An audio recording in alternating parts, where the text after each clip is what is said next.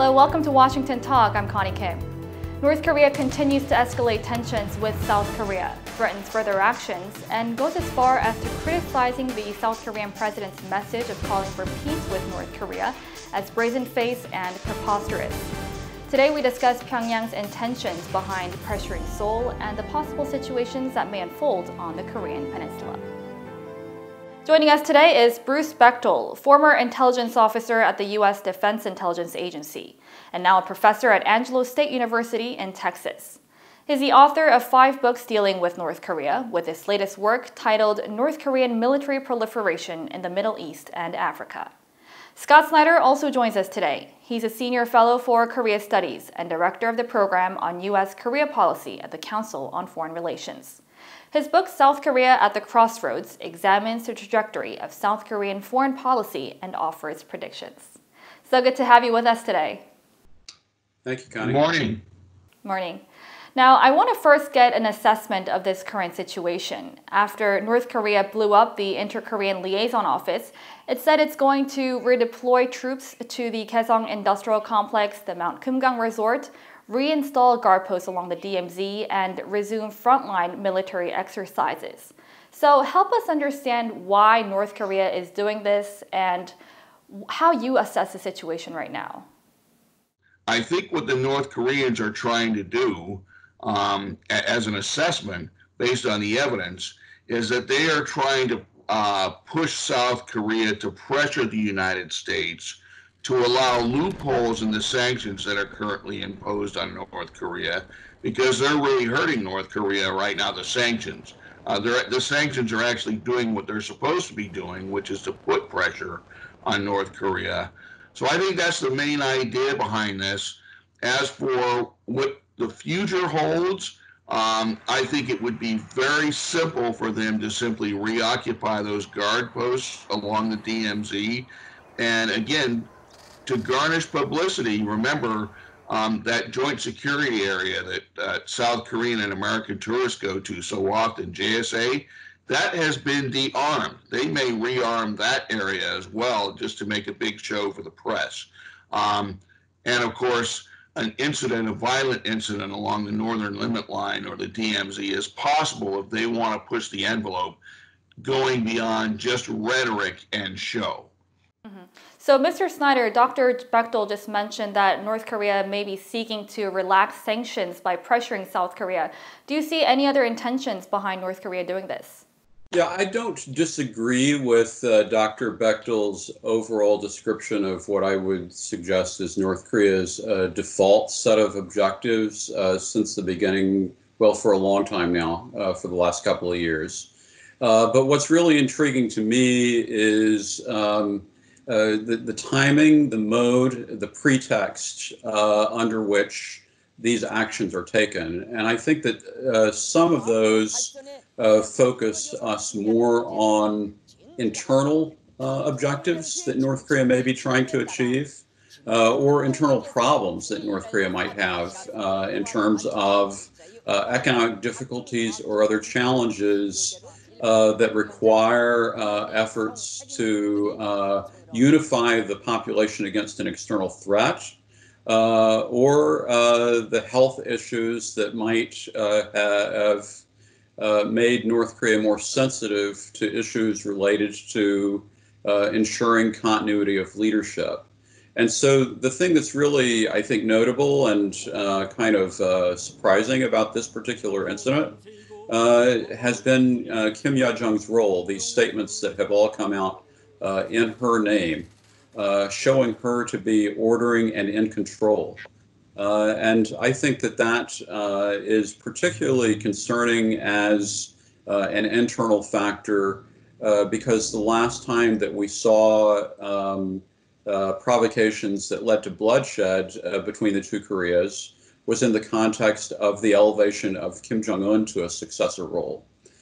So I'm a little bit concerned about the internal dynamic and the possibility that it may lead to actual conflict before we can expect a dissipation of tensions around the border between the two Koreas. North Korea has reportedly removed covers from its coastal artillery guns on the west coast. And we have heard that North Korea has deployed some troops on the vacant guard posts along the DMZ. So are you saying that there is bigger possibility for North Korea to be taking out these threats into actions? I think if they were going to do an attack on the NLL, they would not take the covers off their artillery as to warn us that they were going to attack. If we base it on past precedent. When they conduct violent provocations, and of course a violent provocation is different than something that's just designed for show. Violent provocations are always designed to happen as a surprise. So we know the general area that they're probably going to have a violent provocation. It's probably going to be the Northern Limit Line or the DMZ. We just don't know how they're going to do it, because if they are planning for that, because the modus operandi for violent provocations changes every time they do a new one. Mm-hmm. Scott, would you agree? Yeah, that's a very important point that Dr. Bechtol is making, and it's what makes the foreshadowing so unusual at this time. It really does raise some interesting questions about whether or not North Korea will be satisfied simply to demolish inter-Korean relations on their own territory, which is a more risk-averse way of expressing frustration, or whether indeed they're going to cross the line. And I think that Bruce is right that crossing a line on the normal template usually involves a guerrilla action that exercises the element of surprise.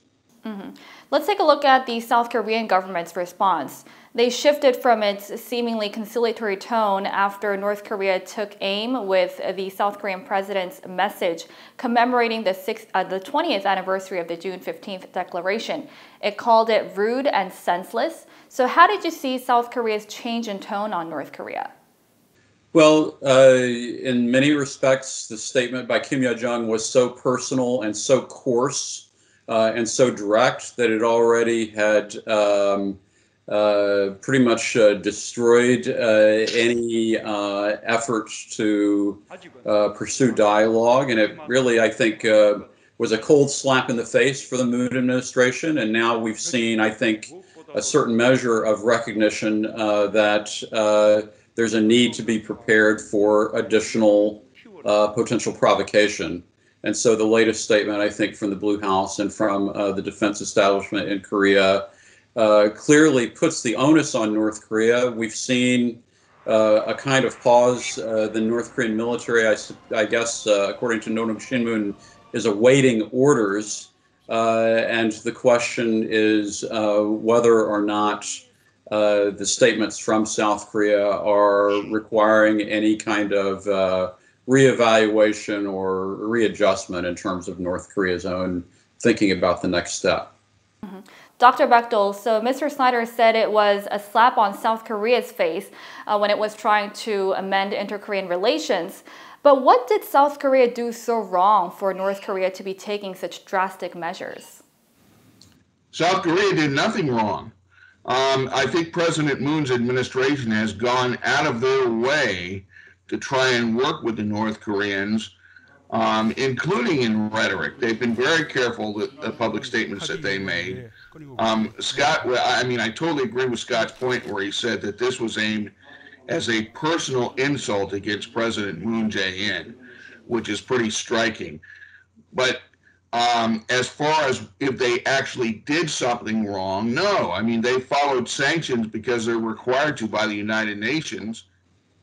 If we look at the situation on the surface, this whole tension escalated in response to the defectors' anti-leaflet campaigns. But Mr. Snyder, do you think there is a bigger reason for this? Yeah, I think it's pretty clear that the leaflet campaigns, they've been a source of irritation, but they're really a pretext for the current rising in tensions. And what we've seen, I think, over time is an expansion and an explication from Kim Yo-jong of longstanding frustrations in the inter-Korean relationship. And I think that the thing that we should be concerned about from a U.S. perspective is whether or not those frustrations also begin to metastasize to draw in U.S. North Korea. Just as Kim Jong-un used Moon Jae-in as an intermediary in order to jumpstart diplomacy, it's also possible that this downturn in the inter-Korean relationship is intended to be used as a warning and as a signal of potential escalation in the U.S.-North Korea relationship. Mm-hmm. The U.S. urged North Korea to refrain from counterproductive measures. So how do you think the U.S. can play a role in de-escalating the tensions on the Korean Peninsula?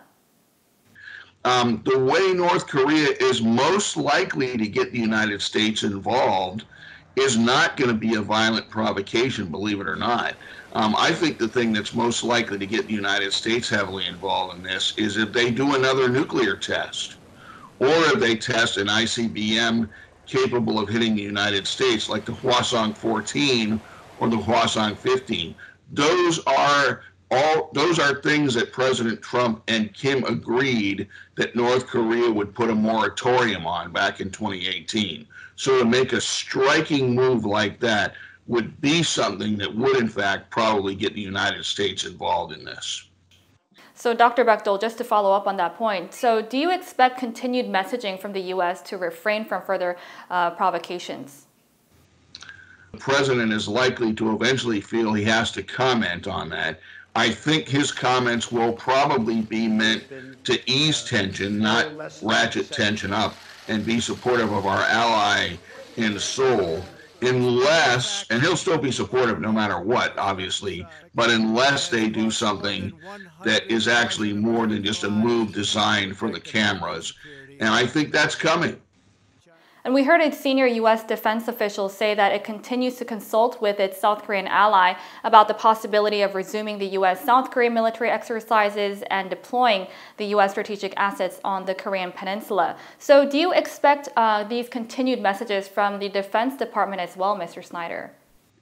Well, I think that if the North Koreans are going to take the environment around the DMZ back to the status quo ante as it existed in 2017, then a logical step for the U.S. and South Korea is to also revert to the exercise cycle and training for readiness that had existed at that time. And so I do believe that the North Koreans have actually opened up the space to have that discussion. It is a timely discussion because the focus at this time is really going to be on defense and deterrence until the typhoon that the North Koreans have announced has blown over in terms of their own actions. As of now, North Korea's message to the U.S. isn't as extreme as it has been to South Korea. How do you think the North Koreans are going to deal with the U.S.? It's not necessarily clear at this time whether this is primarily focused on South Korea. That's a lower risk proposition for the North Korean leadership, or whether the North Koreans may assess in the context of U.S. domestic politics that there's a certain kind of opportunity in trying to escalate prior to the election. North Korea did say that it sees little reason to maintain that personal relationship with President Trump, and it did say it's going to build up its reliable force to counter U.S. military threats. So how do you expect, Dr. Bechtol, for North Korea to be dealing with the U.S. going forward? Well, that was a very disappointing statement the North Koreans made, that there was no need for our president and Kim Jong-un to meet again. This could change overnight. The North Koreans typically go from this raising the tensions on purpose to suddenly bringing about a peace campaign all of a sudden. So after the elections, for example, if Donald Trump is reelected, the North Koreans may open the door again and say they want to talk to President Trump.